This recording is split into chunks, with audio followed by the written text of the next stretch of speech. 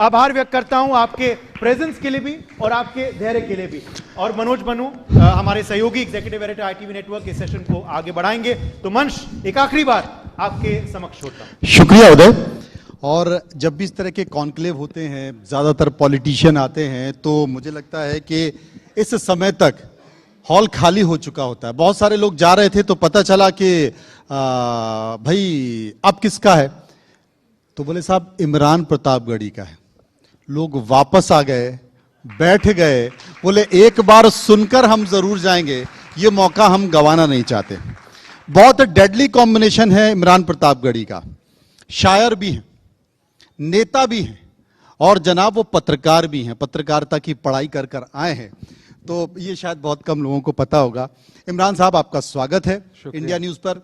कुछ बात करेंगे, मुझे लगता है कि हम बोझिल होकर जाना नहीं चाहते, क्योंकि आपका अंदाज, आप राजनीति की भी बात करेंगे, भारी भरकम भी करेंगे, लेकिन वो इतने हल्के फुल्के अंदाज में करेंगे कि लोग मुस्कुराते हुए गुदगुदाते हुए जाएंगे। मैं सबसे पहले ये पूछना चाहता हूं कि इमरान प्रतापगढ़ी को किसी पहचान की जरूरत नहीं है। इमरान प्रतापगढ़ी जब नब्ज पढ़ते हैं तो वो नज्म जो है पूरे देश में लोग सुनते हैं, उसका मजा लेते हैं और लोग 3 बजे तक, रात को 4 बजे तक इंतजार करते हैं। इमरान प्रतापगढ़ी एक अच्छे शायर, 100 से ज्यादा नज्म उन्होंने लिखी हैं, लेकिन राजनीति में क्यों आ गए? हाँ, ये बहुत अच्छा सवाल है कि राजनीति में क्यों आ गए। जी, दरअसल मैं जब नज़में लिख रहा था और देश भर के मंचों पे जाके पढ़ रहा था, तो एक वक्त के बाद लगा कि मैं जिन मुद्दों की शायरी कर रहा हूँ, मैं महबूबा के जुल्फ और आंचल पर शेर नहीं कह रहा था। मैं समाज में जो घट रहा था, कवि और शायर समाज का आईना है, मैं आईना हूं, दिखाऊंगा दाग चेहरों के, जिसे बुरा लगे वो सामने से हट जाए। तो मैं कोशिश कर रहा था कि उन मुद्दों पर नज्म कहूं जिसे हुकूमतों ने नजरअंदाज कर दिया है, जिसे मीडिया ने भी नजरअंदाज कर दिया है। मैं अपने प्लेटफॉर्म से उसे उठाता था और फाइनली मुझे लगा एक दिन के जिन मुद्दों पे मैं नज़में कह रहा हूं उसका हल निकालना जरूरी है। उसकी रुदाद दुनिया को सुनाने से ज्यादा जरूरी है कि वो घटनाएं पुनः ना घटें। फिर उस दौरान मेरी राहुल जी से मुलाकात हुई, मैं उनसे प्रभावित हुआ और उसके बाद राजनीति का हिस्सा बन गया। अंततोगत्वा अब यहां आकर के महसूस होता है कि ये वो दुनिया है कि आना सब यहां चाहते हैं, सिर्फ इमरान प्रतापगढ़ी ही नहीं। सामाजिक सरोकार के मुद्दों पर आपकी ज्यादातर नज्म हैं।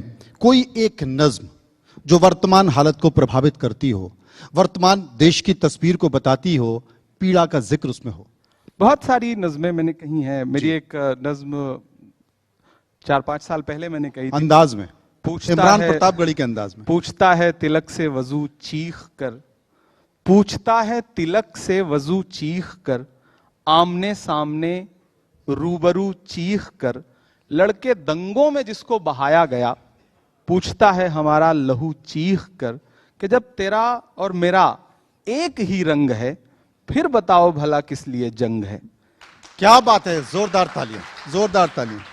तो सियासत ने जो दूरियां पैदा की हैं, मैं कोशिश कर रहा हूं कि सियासत का हिस्सा बन करके वो थोड़ी दूरियां पाटूं भी। वो अभी किरण रिजिजू जी जो बात कह रहे थे कि इस देश का मैक्सिमम तबका सेकुलर है, वो खुद इस बात को मान रहे थे। तो उनकी नुमाइंदगी करने के लिए मुझे लगा राजनीति में आना चाहिए और राजनीति में आके देश की संसद में बैठ के ये महसूस करता हूं कि मैं सही जगह आया हूं और अपनी जिम्मेदारी को ईमानदारी से निभा रहा हूं, लड़के भी। एक बड़े पत्रकार थे, वो हम लोग चर्चा कर रहे थे और उन्होंने मुझे बताया कि यार मैं बहुत बड़ा फैन हूं इमरान प्रतापगढ़ी का। बोले गजब का आदमी है, जब वो बोलता है ना तो मतलब समा बन जाता है। लेकिन हाल के दिनों में मुद्दों के जरिए, विषयों के जरिए, राजनीति के जरिए उन्होंने कहा यार कि मैं थोड़ा उदास हुआ। तो कहीं ऐसा तो नहीं कि राइट पर्सन रॉन्ग पार्टी हो गया हो? ये मैं किरण रिजिजू जी के लिए भी कह सकता हूं। अच्छा। दरअसल आप किस वजह से मेरे प्रशंसक हैं और किस वजह से उदास हैं, वो जब तक वजह मुझे पता नहीं चलेगी तब तक मैं आपकी उदासी शायद दूर नहीं कर पाऊंगा। और किसी भी कवि और शायर के लिए उदासी उसका सबसे फेवरेट, सबसे पसंदीदा चीज होती है। तो मुझे लगता है वो उदास हैं, वो मुझसे मिलें, शायद हम दोनों साथ में उदास रहें, अच्छा लगेगा, या दोनों की उदासी दूर हो जाए। तो मुद्दों पर हो सकता है मैं उनकी वैचारिकी से अलग हूं। बहुत सारे प्रशंसक हैं मेरे, इवन की भाजपा में भी बहुत सारे नेता ऐसे हैं, जब मैं सदन में बोल रहा होता हूं तो वो विरोध में नारे लगाते हैं और कैंटीन में आके मेरी तारीफ करते हैं कि बहुत अच्छा बोला तुमने। तो मुझे ये जो राजनीति का एक रंग है ये भी पसंद आता है। जब मैं वक्फ बिल पे बात कर रहा था तो जाहिर सी बात है कि भारतीय जनता पार्टी के सारे नेताओं के लिए वो बहुत सारे क्षण ऐसे थे कि उनको विरोध करना था, उनको उस पर टोकना था। लेकिन 50 से ज्यादा भाजपा के सांसदों ने कैंटीन में मुझसे कहा होगा कि ये पार्लियामेंट की जो हिस्ट्री है उसमें जो कुछ अच्छे स्पीचेस हैं उसमें से एक है। तो इमरान तुम्हें बधाई, और ऐसे ही बोलते रहो। तो ये भी अच्छा लगता है। किसी ने ये नहीं कहा कि कहां हो यार, इधर आ जाओ? उन्हें पता है नहीं जाऊंगा, इसलिए ऐसा नहीं कहेंगे। उन्हें देखो, ये इस मामले में बड़े समझदार हैं, वो उसी को टच करते हैं जिस पे उनको भरोसा होता है। हमारे जैसे आदमी को उन्हें पता है कि कुछ भी हो जाए, हम उनकी वैचारिकी के साथ नहीं है तो नहीं है। एक बात मैं आपसे पूछना चाहता हूं। अभी हाल ही में आपने भारत सरकार के 2 केंद्रीय मंत्रियों को सुना और उनकी बातों में, उनके मुद्दों में जो एक मर्म दिखाई दिया वो ये था कि वो कांग्रेस की नीति, नेता और नियत पर सवाल उठा रहे थे। क्या आप भी ये मानते हैं? देखिए, दोनों मंत्रियों से कमोवेश सवाल भी एक ही जैसे थे और जवाब भी एक ही जैसे थे। तो वो तो बड़ा ऐसा लग रहा था कि हाँ ठीक है, बस पॉडकास्ट टाइप का हो रहा है। हाँ। कड़वे सवाल नहीं थे। तो यहाँ तो ठीक है ना? जब तक सवाल नहीं आएंगे ये तब तो तक ठीक है। हाँ नहीं, बिल्कुल मैं चाहता हूं कि थोड़े कड़वे सवाल हों, जवाब अच्छा आए। नीति, मंशा और ये सब जो बातें होती हैं, जैसे आप दोनों को सुन रहे थे, एक से आपने संविधान का सवाल पूछा। नहीं, मेरे साथी ने पूछा। हाँ, मैं साथी की ही बात कर रहा हूं। ये संस्थान एक है तो सारे लोग एक ही हुए। तो जब सवाल आया तो एक सवाल आया कि गांधी जी के नाम पे आप मनरेगा का नाम क्यों बदल रहे हैं? तो उन्होंने पलट के कह दिया कि क्या आपको राम के नाम से दिक्कत है? उनका जवाब ये था। मैं तो ये पूछना चाहता हूं कि आपको गांधी के नाम से दिक्कत है? आप गांधी, वो गांधी जिन्होंने अंतिम शब्द थे मरने से पहले, हे राम, आपको उनके नाम से भी तकलीफ है कि आप एक ऐसी योजना जो देश में गरीबों के लिए चल रही है, आप उसका नाम बदल देंगे? तो नियत और नीति किसकी गलत है? अगर हम इस दुनिया के किसी देश में आप जाएंगे, प्रधानमंत्री जी को नतमस्तक वहीं होना है जी, क्योंकि आपके पास कोई ऐसा हीरो नहीं है जिसका दुनिया के किसी देश में स्टैच्यू हो। अंततोगत्तो आपको जाना गांधी की शरण में ही है। आप G20 करेंगे, दुनिया के 20 देशों के राष्ट्राध्यक्ष आएंगे और एक साथ जाकर के गांधी समाधि पे नतमस्तक होंगे, कहीं और नहीं जाएंगे। ये गांधी की ताकत है। लेकिन फिर भी आपको गांधी के नाम से दिक्कत है कि मनरेगा अगर गांधी के नाम पे चल रहा है तो आप वो नाम बदल देंगे, जी राम जी नाम कर देंगे। कुछ तो तथ्य, कुछ तो नीति, कुछ तो मंशा, कोई नज्म वो समझ में आए। नहीं, ये नज्म का विषय नहीं है, मुझे लगता है ये पीड़ा का विषय है और हम इसका विरोध कर रहे हैं। पीड़ा पे कोई नज्म लिखी है? क्योंकि ये मतलब आपको गांधी से भी दिक्कत है। नहीं, राजनीति की आपको पीड़ा पे नेहरू कोई से नज्म दिक्कत हो तो समझ में आती है, वो पीड़ा आपकी बार बार दिखती है। लेकिन आपको गांधी के नाम से दिक्कत क्यों है? क्योंकि गांधी आपकी वैचारिकी के खिलाफ थे, विचारधारा के खिलाफ थे। तो कम से कम जो आप सर झुकाते हैं गांधी की मूर्ति के सामने हर मौके पर, चाहे देश में हो या दुनिया में हो, उसको परिलक्षित करिए अपने कार्यों में भी।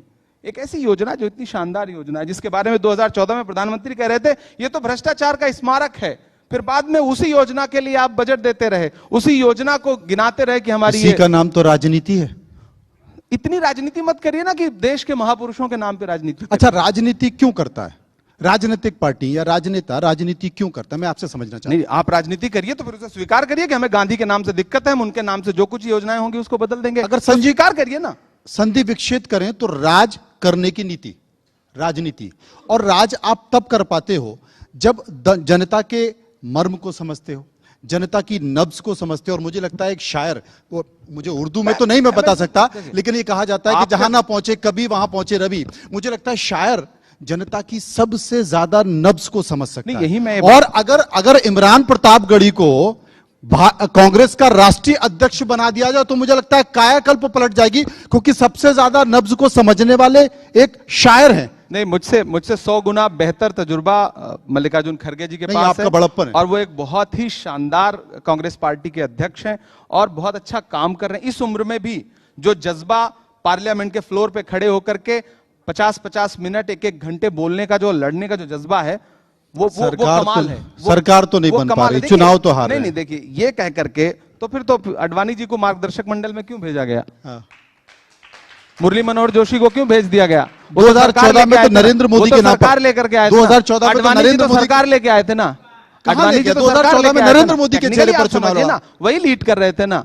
उनके चेहरे पर अपने चुनाव गुरु लड़ा को तो इस हार तरह गए से थे। मार्गदर्शक मंडल में थोड़ी भेज देना यूपीए चाहिए। सरकार बन गई थी। उसको आप मार्गदर्शक मंडल में थोड़ी भेज देंगे। 2014 में तो नरेंद्र मोदी के चेहरे पर चुनाव लड़ा। देखिए, चुनाव को क्यों मार्गदर्शक मंडल में भेजा गया, आपको क्या लगता है? आप बताइए। आप बताइए ना। नहीं, आप बताइए। आप बताइए ना। आप हमें तो यही पीड़ा है कि मैं भेजा- राजनीति में हमें नहीं तो हूं। यही पीड़ा है कि भेजा क्यों गया।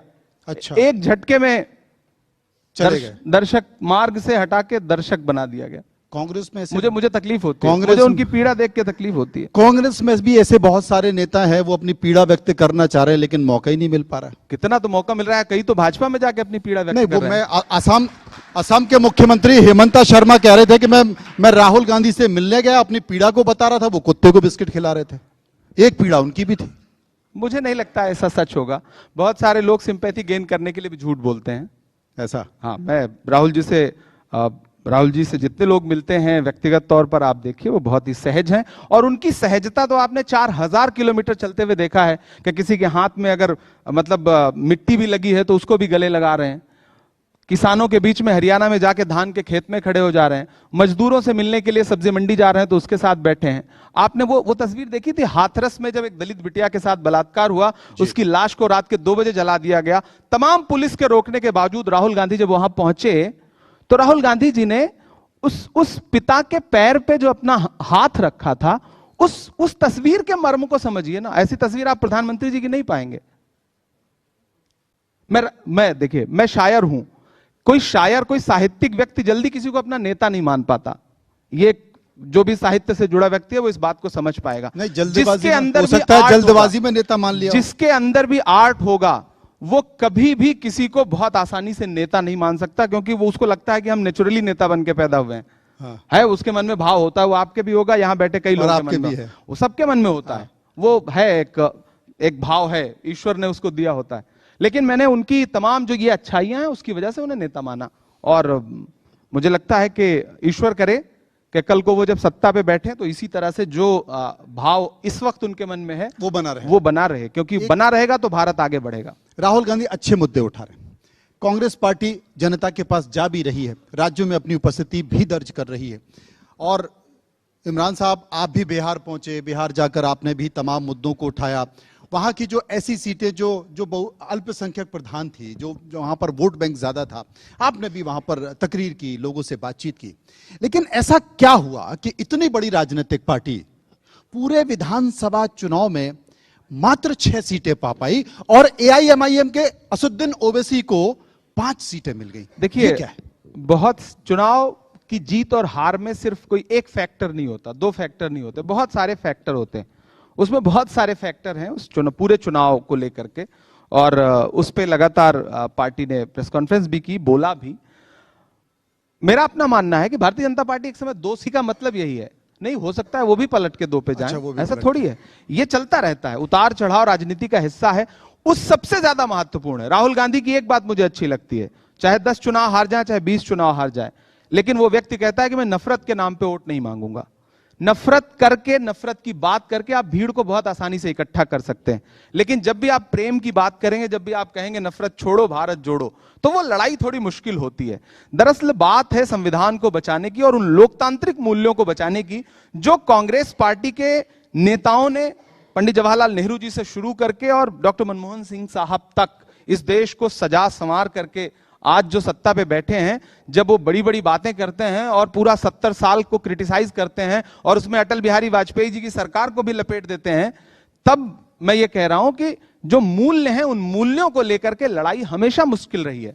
अच्छा, मैं आपसे समझना चाहता हूं, क्योंकि आपको फील है, कांग्रेस पार्टी में ऐसा क्या होना चाहिए कि वो आगे बढ़ पाएगी? नहीं, आगे बढ़ रही है, सीटें बढ़ी, ऐसा देखिए, क्या? पिछले कोई परिवर्तन की जरूरत है? लोकसभा चुनाव में, नेता में परिवर्तन की लोकसभा जरूरत है, चुनाव में मुद्दों को राहुल समझने गांधी की जरूरत है। राहुल गांधी जी ने 4000 किलोमीटर यात्रा की, हमारी सीटें बढ़ी, दुगने से ज्यादा बढ़ी, और राज्यों के चुनाव हार और गए। सिर्फ 20 सीट और, मतलब आप बिहार की बैसाखी और आंध्र प्रदेश की बैसाखी हटा देते तो केंद्र की सरकार नहीं होती। ये सरकार तो 400 पार का नारा लगा रही थी, 240 पे अटक गई। 400 पार का नारा इन्होंने लोकसभा में लगाया था, लेकिन अब जाके पूरा हुआ जब AQI जो है वो 400 के पार गया। आपको लग रहा है कि, और अभी मुझे अच्छा लगा कि अभी किरण रिजिजू जी कह रहे थे कि मेरा दिल अरुणाचल प्रदेश में है, दिल्ली में हूं, यहां तो पॉल्यूशन साफ हवा वहां पर है। मतलब केंद्र सरकार का एक प्रमुख मंत्री भी मान रहा है कि दिल्ली में जहरीली हवा है।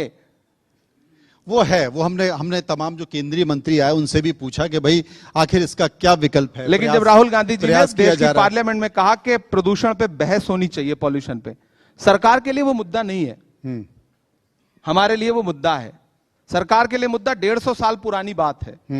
मुद्दे वंदे मातरम, असली मुद्दे, और जिनसे बीजेपी जनता कहती का है कि आपको सरोकार वंदे है। मातरम से आप परेशानी बताइए, लाखों यात्री इंडिगो एयरलाइंस की पीड़ा झेलते हुए एयरपोर्ट्स पर चीखते चिल्लाते रहे। सिविल एविएशन मिनिस्टर साहब का एक वीडियो आता है, वो किसी शादी में डांस कर रहे हैं। प्राथमिकताएं क्या हैं? भारतीय जनता पार्टी सरकार की प्राथमिकता, आप मंच पर बैठ करके, उससे पहले मेघवाल जी भी कोस रहे थे, लेकिन सच बात यह है कि भाजपा सरकार की पार्लियामेंट को लेकर प्राथमिकताएं क्या हैं?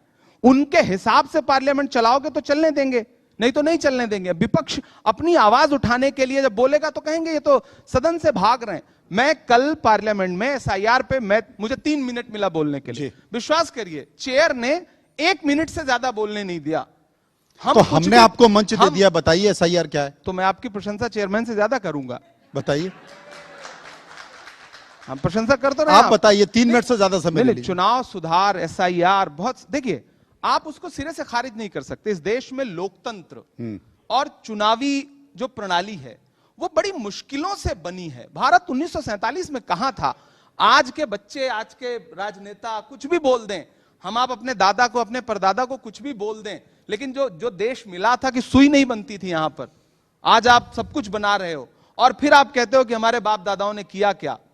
तो कहीं ना कहीं लेकिन इमरान साहब, ये ऐसा कितनी गलत बात है ना। ऐसा क्या है कि जनता मान ले रही है, मानकर वोट दे रही है, राज्यों में सरकारें बन रही हैं, विपक्ष साफ हो रहा है, ऐसा क्या है? क्योंकि जबरदस्ती तो किसी से मनवाया नहीं जा सकता, कनपट्टी पे कट्टा लगा के तो नहीं मनवाया जा सकता। झूठ वाले कहां से कहां बढ़ गए और मैं था कि सच बोलता रह गया। झूठ आसानी से बिक जाता है और इस समय चूंकि कई तरह से उनको सहयोग है, उसमें थोड़ा इधर का भी सहयोग है।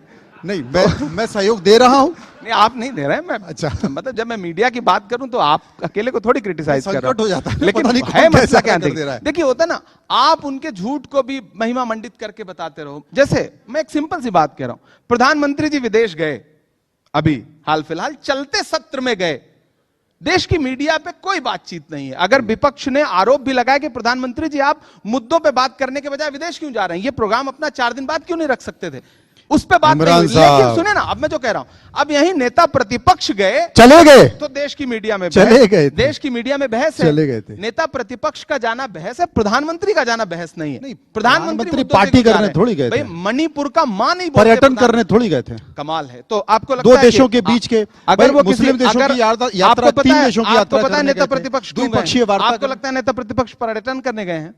नहीं तो क्या करने? तो आप कैसे कह सकते हैं? नहीं, आपको नहीं पता है कि वो सेमिनार में गए, या आप बताइए। जानना नहीं चाहते? नहीं, सेमिनार, बात यही है ना देश कि के मीडिया, द्विपक्षीय, मीडिया देश के सेलेक्टिव रक्षा सौदे, देश की बातें नहीं, तो जरूर थोड़ा नेता देर बात कर प्रतिपक्ष लेते हैं। जा करके देश की सरकार को बातें, संसद में कोस लेते लोकतंत्र हैं। की बातें, जब आप विदेशी डेलीगेशन को बुला करके यहां बड़ी बड़ी बातें करते हैं और नमस्ते ट्रंप और वो सब सही है, नेता प्रतिपक्ष कुछ तो लोकतंत्र में बंद कर दीजिए कि नेता प्रतिपक्ष या विपक्ष का कोई भी नेता विदेश नहीं जा सकता, नहीं, चले जाकर जाए। के सेमिनार नहीं कर सकता, चले जाए। नहीं तो अगर जा रहा है तो फिर आप उसको क्रिटिसाइज कर रहे हो, अपने जाने को आप एक महान तरफ- बता रहे हो। एक तरफ आप सरकार, अपने जाने को महान बता रहे हो। एक तरफ सरकार पर यह आरोप के सरकार संसद चलाना नहीं चाहती, दूसरी तरफ आप चले जाने, सरकार को घेर लो, तो मुद्दों पे घेर लो। प्रधानमंत्री क्यों चले जा रहे हैं?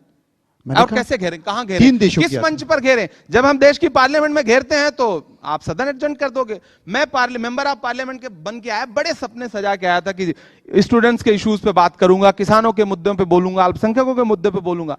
एक सेशन में सिर्फ और सिर्फ एक शब्द सुनता था, एडजर्न, एडजर्न।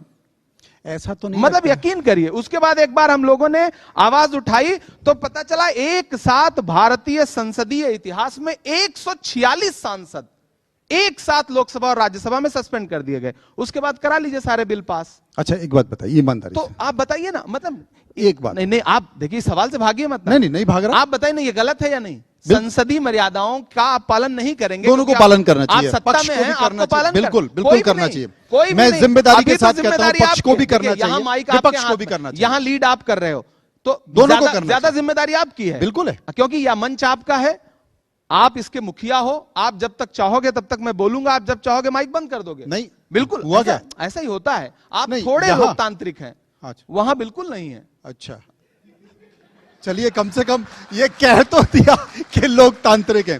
एक बात मैं कहना चाहता हूं, अभी आपने कहा कि मैं बड़ी उम्मीदों के साथ राजनीति में आया, संसद में आया, लेकिन एडजन कभी लगता है कि यार गलत आ गया? यार ये बड़ा पीड़ा वाला सवाल है। बता दीजिए। देखो 20 बार ऐसा होगा कि आपको लगता होगा कि आप गलत प्रोफेशन में हो। नहीं, एकदम सही हूं। नहीं, वो तो, ये तो आप Perfect। मंच पे बोल रहे हो। नहीं, यकीन बता रहा हूं आपको, मैं परफेक्ट। दुनिया के किसी भी व्यक्ति से मिलिए, हर व्यक्ति को लगता है कि मैं गलत जगह आ गया हूं। मुझे नहीं लगता। हर प्रोफेशन के। ये आप झूठ बोल रहे नहीं, हो। आप मैं कवर सच फायर कह रहा हूं कि आप झूठ बोल रहे हो। नहीं, मैं गारंटी से कह रहा हूं, रात की तन्हाई में आज आप घर जाना, आंख बंद करना और सोचना, आप खुद मानोगे कि आप गलत जगह फंसे हो, आप किसी और काम के लिए बने। आप जवाब देना नहीं चाहते हैं। ये किसी भी, आप जैसे जवाब होता है देना ना, नहीं जवाब चाहते। देने वाली बात नहीं। ये किसी भी, मतलब जिसको सोचने समझने की ईश्वर ने, खुदा ने सलाहियत दी है, ताकत दी है, वो हर दिन उसको लगता है मैं जहां हूं ये मेरे ख्वाबों की दुनिया नहीं सही, लेकिन मैं आ गया हूं तो थोड़ा कयाम करता चलूं, नजीब हुजूर आपका भी एहतराम करता चलूं, इधर से गुजरा था सोचा सलाम करता चलूं। क्या बात तो है? बेसिकली सच बात है कि राजनीति ऐसी बर्बर दुनिया है ना कि आपको बारहा ऐसा लगता है कि यार ये मेरे ख्वाबों की दुनिया नहीं है, नजीब, लेकिन आपको ये लगता है कि यार मैंने जो ख्वाब देखे हैं उन ख्वाबों को पूरा करने के लिए इस दुनिया में रहना तो पड़ेगा, तो शायद इसीलिए हूं, वरना कब का छोड़ देता। क्या बात है। देखिए अंतिम समय में उन्होंने कहा कि इसलिए हूं वरना कब का छोड़ देता। ये मर्म है, इसको समझिए। नजीब, मदरसा, लाल किला, फिलिस्तीन और हाँ मैं कश्मीर हूं। हाँ मैं कश्मीर हूं द्रवित करता है, उसकी नज्म थोड़ा सुनना चाहते। नहीं, मैं कोशिश मैंने हमेशा की कि वो तमाम मुद्दे जो सच में, जिन पे बहुत विनम्रता और बहुत संवेदनशीलता के साथ बात होनी चाहिए, वो मुद्दे जिन पे बात नहीं हो रही है, मेरा विषय वही था। मैंने कहा ना, मैंने महबूबा के जुल्फ और आंचल पे शेर नहीं कहे, तो मैं इन मुद्दों पे लगातार बोलता रहा हूं। जब मैंने नज्म पढ़ी नजीब के वक्त में कि सुना था कि बेहद सुनहरी है दिल्ली, समंदर सी खामोश गहरी है दिल्ली, मगर एक माँ की सदा सुन न पाए तो लगता है गूंगी है बहरी है दिल्ली। तो वो एक शायर की पीड़ा है और वो पीड़ा बरकरार है, क्योंकि नजीब जैसे न जाने कितने बच्चे हैं, वो कोई नजीब हो, कोई सुरेश हो, कोई गोपी हो, अगर बच्चों के साथ, अगर इस देश में माओं के साथ अत्याचार है तो मुझे लगता है कि मुझे लगातार बोलना चाहिए। मैं शायरी का फर्ज निभा रहा हूं। कहा गया है सुना गया है कोई न बोले, ज़बां दराजों को मशवरा है कोई न बोले, अजीब लुकनत पसंद हाकिम से वास्ता है, जो चाहता है जो सोचता है कोई न बोले। क्या बात है। तो बोलना तो पड़ेगा, बोलना तो पड़ेगा, बोलना, और सबको बोलना चाहिए, वो जिस और भी प्रोफेशन में है आप बोलिए। बोलेंगे तो सुनना तो पड़ेगा, और सुनने के लिए लोग बैठे हैं। हाँ मैं कश्मीर हूं, ये मैं सुनना चाहता हूं।